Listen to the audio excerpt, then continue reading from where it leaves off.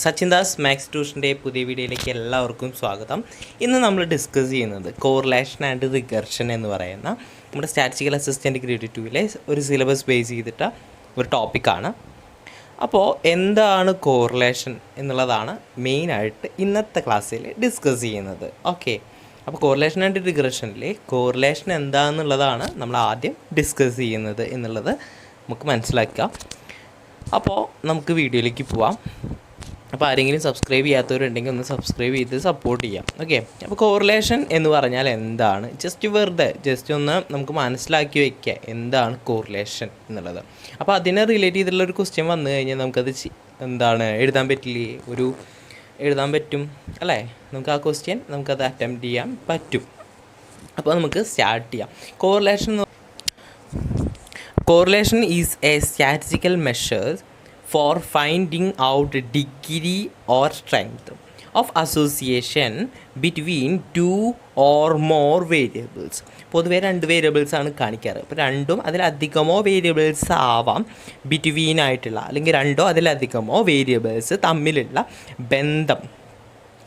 ബന്ധത്തിൻ്റെ അല്ലെങ്കിൽ നമുക്ക് എന്ത് പറയാം, ഒരു ഡിഗ്രി അല്ലേ, ഡിഗ്രി അല്ലെങ്കിൽ ശക്തിയോ സ്ട്രെങ്ത്ത് കണ്ടെത്താനുള്ള ഒരു സ്ഥിതി വിവരണ കണക്കാണ് കണക്ക്. ഓക്കെ, അതിനാണ് നമ്മൾ കോറിലേഷൻ എന്ന് പറയുന്നത്. അപ്പോൾ correlation is A statistical measure for finding out degree or strength of A association between 2 or more variables. Okay, ചെറിയ രീതിയിലെങ്കിലും മനസ്സിലായി എന്ന് വിചാരിക്കുന്നു. കുറച്ചും കൂടി നമുക്ക് ഡീപ്പായിട്ട് പറഞ്ഞാൽ വ്യക്തമാവും. നോക്കാം. By association we mean the tendency of the variables to move together. Two variables x and y are so related the movements or variations in one. Say x tends to accompanied by the corresponding movements or variation in other y. Then x and y are said to be correlated. എന്താണ് correlated എന്ന് പറഞ്ഞാൽ, ഇപ്പോൾ variables ഉണ്ട് അല്ലേ, variables എക്സും വൈയും 2 വേരിയബിൾസാണ്. അതിനെ ഞാൻ കോറിലേറ്റഡ് ആണ് എന്ന് കോറിലേറ്റഡ് ആണ് എന്ന് നമുക്ക് പറയാൻ പറ്റണം. എങ്ങനെ നമുക്കതിന് കോറിലേറ്റഡ് ആണെന്ന് പറയാൻ പറ്റുക? എക്സിന് എന്ത് മാറ്റമാണോ വരുന്നത് അതിനനുസരിച്ച് എന്ത് സംഭവിക്കും, വൈക്കും ഒരു മാറ്റം വരുമോ? ഉണ്ട്. കറസ്പോണ്ടിങ് ആയിട്ട് വൈക്കും ഒരു ചെറിയൊരു മാറ്റം, മൂവ്മെൻറ്റ്സ് ഉണ്ടാവണം. അപ്പോൾ അങ്ങനെ ഉണ്ടായാൽ നമുക്ക് എന്ത് പറയാം, 2ഉം ഒരുമിച്ച് നീങ്ങുന്ന മൂവ്മെൻറ്റ്സ് ചെയ്യുന്നത് നമുക്ക് കാണാൻ പറ്റും. അങ്ങനെ അർത്ഥമാക്കുക, അങ്ങനെ നമുക്ക് പറ്റിക്കഴിഞ്ഞാൽ നമുക്ക് എന്ത് പറയാൻ പറ്റും, ഇത് കോറിലേറ്റഡ് ആണ്. എന്താ കോറിലേറ്റഡ് മീനിങ്? പരസ്പര ബന്ധിതമാണ് എന്ന് നമുക്ക് പറയാൻ പറ്റും. ആ മീനിങ്ങിൽ തന്നെ ഉണ്ട് അല്ലേ, എന്താണ് കോറിലേഷൻ എന്നുള്ളത്. ഓക്കെ, അപ്പോൾ അത് കഴിഞ്ഞു. എന്താണ് കോറിലേഷൻ നമുക്ക് വ്യക്തമായി.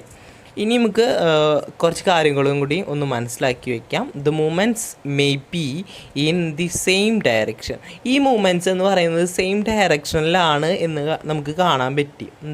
എക്സും വൈയും മൂവ് ചെയ്യുന്നത് സെയിം ഡയറക്ഷനിലാണ് നമുക്ക് പറയാൻ പറ്റും. എക്സും വൈയും ഇൻക്രീസ് ചെയ്യാം എന്ന് പറയാൻ പറ്റും. അല്ലെങ്കിലോ ഓപ്പോസിറ്റ് ഡയറക്ഷനാണെന്ന് പറയാൻ പറ്റും. എന്ന് വെച്ചാൽ എക്സും വൈയും സെയിം ഡയറക്ഷനിലാണ് നമുക്ക് കാണുന്നുണ്ടെങ്കിൽ ഒന്നെങ്കിൽ നമുക്ക് എന്ത് പറയാം, എക്സും വൈയും ഇൻക്രീസ് ചെയ്യുന്നുണ്ട്, അല്ലെങ്കിലോ എക്സും വൈയും ഡിക്രീസ് ചെയ്യുകയാണ് എന്ന് നമുക്ക് പറയാൻ പറ്റും. ഞാൻ കുറച്ച് കഴിഞ്ഞാൽ എന്താണെന്നുള്ളത് വ്യക്തമായിട്ട് പറഞ്ഞുതരാം. ഇപ്പം ഞാൻ ജസ്റ്റ് ഒന്ന് പറഞ്ഞു മാത്രം. എക്സും വൈയും ഇൻക്രീസ് ചെയ്താൽ നമുക്ക് എന്ത് പറയാൻ പറ്റും, അതുപോലെ എക്സും വൈയും ഡിക്രീസ് ചെയ്താൽ എന്ത് പറയാൻ പറ്റും എന്നുള്ളത് ഞാൻ ജസ്റ്റ് പറഞ്ഞു മാത്രം. നമുക്ക് സെയിം ഡയറക്ഷനാണെന്ന് മനസ്സിലാവും. ഒന്നെങ്കിൽ ഡിക്രീസ് ചെയ്യും അല്ലെങ്കിൽ ഇൻക്രീസ് ചെയ്യും. ഓക്കെ, അതുപോലെ തന്നെ നമുക്ക് എന്ത് പറയാം, ഇത് ഓപ്പോസിറ്റ് ആണെന്നുണ്ടെങ്കിൽ നമുക്കൊരു കാര്യം മാത്രം മനസ്സിലാക്കാം. വൈ ഡിക്രീസ് ചെയ്യും, എക്സ് എന്ത് ചെയ്യും, ഇൻക്രീസ് ചെയ്യും. എക്സ് ഇൻക്രീസ് ആവും, അപ്പോൾ വൈ സംഭവിക്കും, ഡിക്രീസ് ആവും. അപ്പോൾ 2 രീതിയിലാവും പോകുന്നുണ്ടാവുക. ഇനി ഓക്കെ, അടുത്ത കാര്യം നമുക്ക് നോക്കാം. Correlation is said to be positive or negative the corresponding movements in the same or in the opposite direction. Correlation എന്ന് പറയുന്നത് നെഗറ്റീവ് അല്ലെങ്കിൽ പോസിറ്റീവ് ആണെന്നുണ്ടെങ്കിൽ നമുക്ക് 2 കാര്യങ്ങളാവും. ഒന്ന് അത് സെയിം ആവും അല്ലെങ്കിൽ ഓപ്പോസിറ്റ് ഡയറക്ഷൻ ആവും. ഇനി എക്സ് ചേഞ്ച് ആവുന്നതിനനുസരിച്ച് എന്താ അത് വൈക്ക് ഒരു മാറ്റും അൺഎഫക്റ്റഡ് ആണ് എന്ന് വെച്ചാൽ ഒന്നുകൂടി പറയാം, വായിച്ചതിന് ശേഷം പറഞ്ഞുതരാം. If y is unaffected by any change in x, എക്സിന് എന്ത് ചേഞ്ച് വേണമെങ്കിലും സംഭവിച്ചിട്ട് വൈക്ക് എന്ത് സംഭവിക്കണില്ല, അതിനനുസരിച്ച് എഫക്റ്റ് ചെയ്യുന്നില്ല എന്നുണ്ടെങ്കിൽ, എക്സ് ഇങ്ങനെ മാറുന്നതിനനുസരിച്ച് വൈക്ക് ഒരു എഫക്റ്റ് ഉണ്ടാവണില്ലെങ്കിൽ, ഒരു എക്സാമ്പിൾ പറയുകയാണെങ്കിൽ കോൺസ്റ്റൻ്റ് ആയിട്ട് മൂവ് ചെയ്യുക അല്ലേ. അപ്പോൾ എക്സ് എന്ത് ചെയ്യുന്നുണ്ട്, കൂടുന്നുണ്ട്. വൈക്ക് എന്തെങ്കിലും മാറ്റം വരുന്നുണ്ടോ, ഇല്ല. അപ്പോൾ വൈക്ക് ഒരു മാറ്റം വരാത്ത കേസിൽ നമുക്ക് എന്ത് പറയാം, എക്സും വൈയും ആർ അൺകോറിലേറ്റഡ് ആണെന്ന് പറയാം. കോറിലേറ്റ് ചെയ്യുന്നില്ല എന്നുള്ള രീതിയിൽ നമുക്ക് പറയാൻ പറ്റും എന്നുള്ളതാണ് പറയുന്നത്. അപ്പോൾ ഇത്ര കാര്യമുള്ളൂ. കോറിലേറ്റ് എന്താണെന്നുള്ളത് ചെറിയ രീതിയിലെങ്കിലും കോറിലേഷൻ എന്താണെന്ന് മനസ്സിലായിട്ടുണ്ടാവും. ഇനി കൂടുതൽ നമുക്ക് ഡീപ്പായിട്ട് പഠിക്കാം. Correlation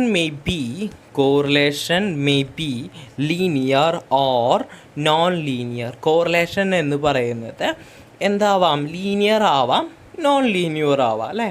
ലീനിയർ ആവാം, നോൺ ലീനിയർ ആവാം. അപ്പോൾ നമുക്ക് രണ്ട് രീതിയിലാണ് പറയുക. കോറിലേഷൻ നമുക്ക് രണ്ട് രീതിയിൽ കാണിക്കാം, ഒന്ന് ലീനിയർ ആയിട്ടും ഒന്ന് നോൺ ലീനിയർ ആയിട്ടും. എന്താ നോൺ ലീനിയർ, എന്താണ് ലീനിയർ എന്നുള്ളത് ജസ്റ്റ് ഒന്ന് നമുക്ക് നോക്കാം.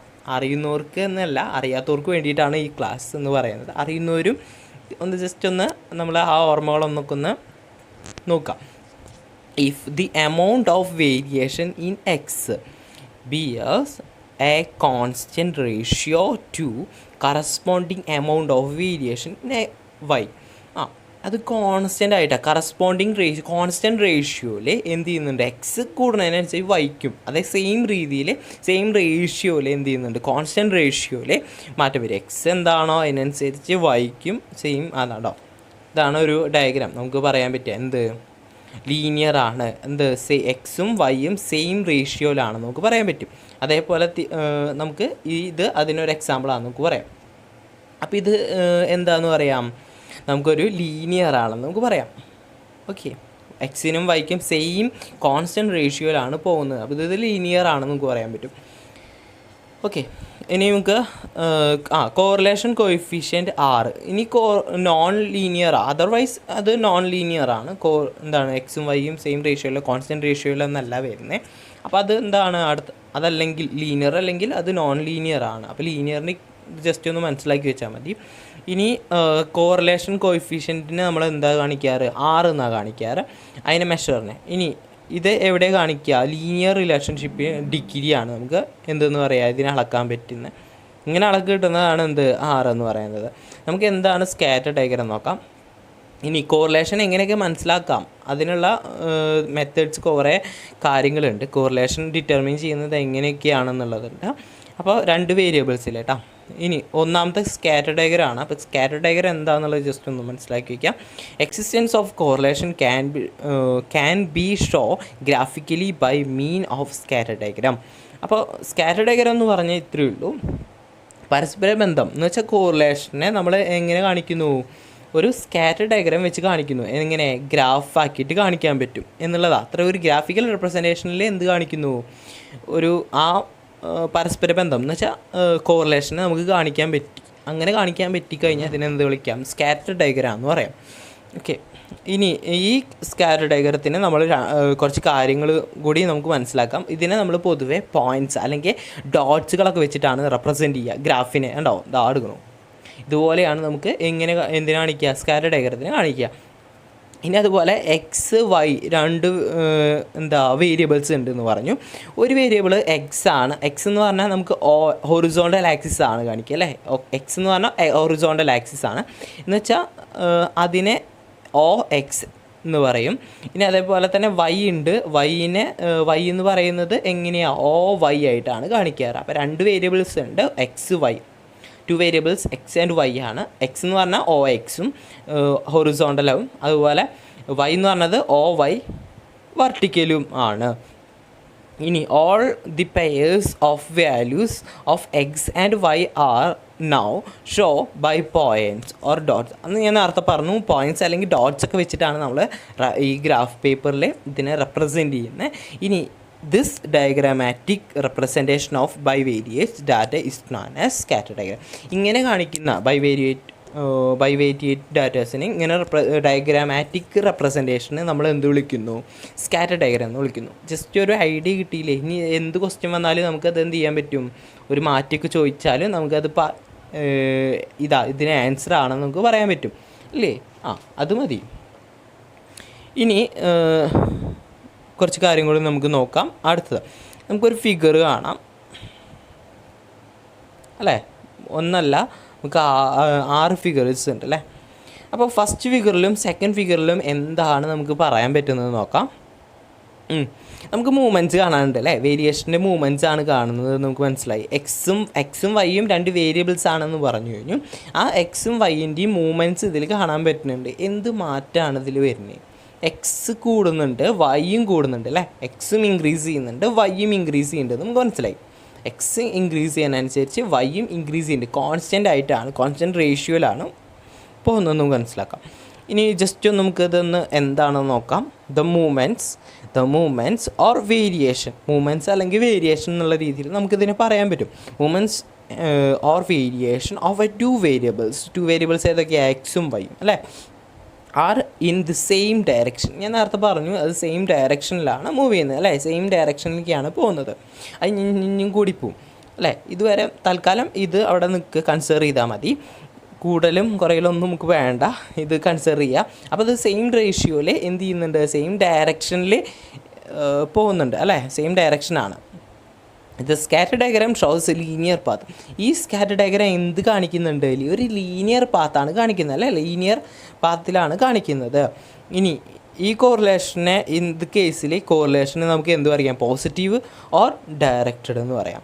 ഇനി അതേപോലെ തന്നെ തേർഡ് വണ്ണിലും ഇത് തന്നെയാണ്, സെയിം സാധനം അല്ലേ? സെയിം കാര്യം തന്നെ പറയാം. The movements of 2 variables are the same direction അല്ലെങ്കിൽ same direction. Okay, same direction എന്ന് പറഞ്ഞാൽ same direction. And scatter diagram shows a linear path. Scatter diagram നമുക്ക് എന്ത് പറയാം? ഒരു ലീനിയർ പാത്തിൽ തന്നെയാണ് കാണിക്കുന്നത് എന്ന് നമുക്ക് പറയാൻ പറ്റും. ഇനി ഈ കേസുകളിൽ കോറിലേഷൻ കോഎഫിഷ്യൻ്റ് എന്തുതന്നെയാണ്? കോറിലേഷൻ എന്ന് പറയുന്നത് എന്തുതന്നെയാണ്? പോസിറ്റീവ് തന്നെയാണ് അല്ലേ? അപ്പോൾ നമുക്ക് ഈ 2 കാര്യങ്ങൾ പഠിച്ച് വയ്ക്കുക. ഒന്ന് പോസിറ്റീവ്, ഇതും പോസിറ്റീവാണെന്ന് ജസ്റ്റ് മനസ്സിലാക്കി വയ്ക്കുക. ഇനി ഒരു ഫിഗർ വന്നാലും അങ്ങനെയും ചോദിക്കാമല്ലോ, പറയാൻ പറ്റില്ല. നമുക്കിത് സിലബസിലുണ്ട്, എങ്ങനെയാണ് ചോദ്യം വരിക എന്നൊന്നും പറയാൻ പറ്റില്ല.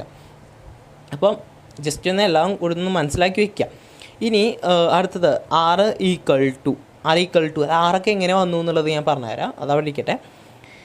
നമുക്കിനി രണ്ടാമത്തെയും 4ാമത്തെ ഫിഗർ ഒന്ന് ജസ്റ്റ് ഒന്ന് നോക്കാം. The movements of 2 variables. എക്സിൻ്റെയും വൈൻ്റെയും എക്സും വൈയും 2 വേരിയബിൾസ് ആണ്. അതിൻ്റെ മൂവ്മെൻറ്റ്സ് എന്ന് പറയുന്നത് ഓപ്പോസിറ്റ് ഡയറക്ഷനായിട്ടാണ് കാണിക്കുന്നത്. കാരണം എങ്ങനെയത് ഓപ്പോസിറ്റ് ഡയറക്ഷനാണെന്ന് മനസ്സിലായി? എക്സ് ഇൻക്രീസ് ചെയ്യുന്നുണ്ട് അല്ലേ? എക്സ് ഇൻക്രീസ് ചെയ്യണതിനനുസരിച്ച് വൈയോ ഡിക്രീസ് ചെയ്യുകയാണ് അല്ലേ? എക്സ് ഇൻക്രീസ് ചെയ്യുമ്പോൾ വൈ ഡിക്രീസ് ചെയ്ത് കഴിഞ്ഞാൽ അത് എന്ത് ഡയറക്ഷനാണ്?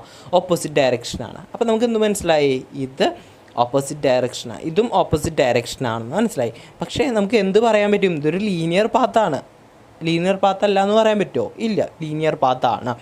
ഇതിൽ ഈ കേസുകളിൽ നമുക്ക് എന്ത് പറയാം? ഇതിൻ്റെ കോറിലേഷൻ എന്ന് പറയുന്നത് നെഗറ്റീവാണ് അല്ലെങ്കിൽ ഇൻഡയറക്റ്റ് ആണ് എന്ന് പറയാൻ പറ്റും. ഓക്കെ, ഇത് നെഗറ്റീവാണ് നമുക്ക് പറയാൻ പറ്റും. ഇനി അടുത്തത് 2 കൂടി നമുക്ക് പറയാനുണ്ട്. ആ 2 കൂടി നമുക്ക് ജസ്റ്റ് ഒന്ന് പറയാം. Figure 5 and 6. Instead of showing any linear path lie around a curve form of swarm അല്ലേ? ഒരു കൂട്ടം അല്ലെങ്കിൽ നമുക്ക് എന്ത് പറയാം? ഒരു കർവാണ് അവിടെ ഫോം ചെയ്തേക്കുന്നത് അല്ലേ? കൂട്ടം അല്ലെങ്കിൽ കർവാണ് കാണിച്ചിരിക്കുന്നത്. ഈ കേസുകളിൽ കോറിലേഷൻ എന്ന് പറയുന്നത് ഭയങ്കര സ്മോൾ ആയിരിക്കും അല്ലേ? സ്മോൾ ആയിരിക്കും. അപ്പോൾ നമുക്ക് എന്ത് പറയാം? R എന്ന് പറയുന്നത് 0 ആയിട്ട് എടുക്കാം. Okay, R എന്തായിട്ടിരിക്കും? 0 ആയിരിക്കും. അപ്പോൾ നമുക്ക് ജസ്റ്റ് ഒന്ന് ഈ വാക്കുകളൊക്കെ ഒന്ന് ജസ്റ്റ് നോക്കുക. കർവായിട്ടും അറൗണ്ട് എ കർവാണ്. ലീനിയർ പാത്ത് എന്ന് പറയുന്നത് എന്തായിട്ട് കാണിക്കുന്നു? ഇത് ലീനിയർ പാത്ത് തന്നെയാണ്. എന്തായിട്ട് കാണിക്കുന്നു? ഒരു കർവായിട്ട് അല്ലെങ്കിൽ സ്വാമായിട്ട് കാണിക്കുന്നു. അപ്പോൾ അത് കോറിലേഷൻ കോഎഫിഷ്യൻ്റ് എന്ന് പറയാം. കോറിലേഷൻ എന്തായിരിക്കും? കോഎഫിഷ്യൻ്റ് അല്ലെങ്കിൽ കോറിലേഷൻ എന്തായിരിക്കും? സ്മോൾ ആയിരിക്കും. അതിൻ്റെ വാല്യൂ എന്താണ്? 0 ആണ്. ഇത് ചോദിക്കാനുള്ള സാധ്യതയില്ലേ?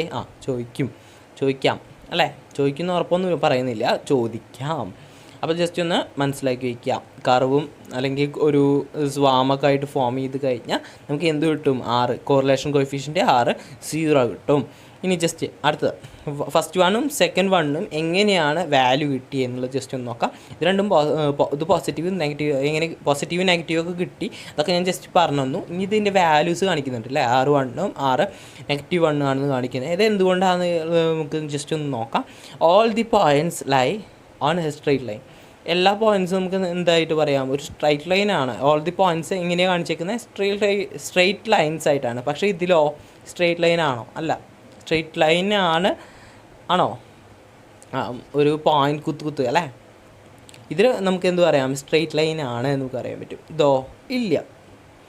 In this cases correlation is perfect. ഈ കേസുകളിൽ കോറിലേഷൻ എന്ന് പറയുന്നത് പെർഫെക്റ്റ് ആണ്. 6 എന്ന് പറയുന്നത് എന്തായിട്ട് എടുക്കാം? പോസിറ്റീവും 6 എന്ന് പറയുന്നത് നെഗറ്റീവായിട്ടും എടുക്കാം.